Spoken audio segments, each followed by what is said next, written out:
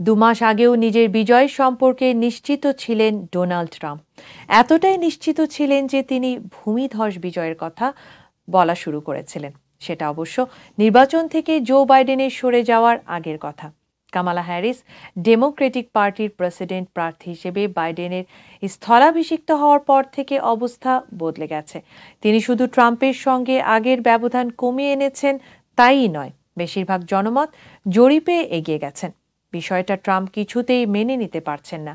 কিভাবে কামালাকে ঠেকাবেন তা ঠাউর করতে না পারায় তিনি এখন কিছুটা উদ্ভ্রান্তের মতো আচরণ শুরু করেছেন।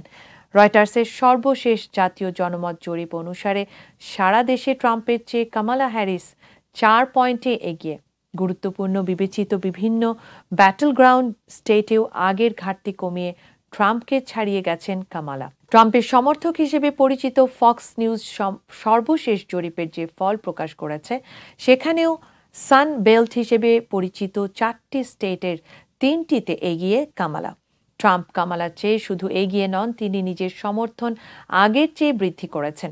এ কথায় একজন ডেমোক্রেট ভাষ্যকার মন্তব্য করেছেন, ট্রাম্প আসলে বিভ্রান্তিতে ভুগছেন। কালো সাদার প্রভেদটা বোঝার ক্ষমতা তিনি হারিয়ে ফেলেছেন।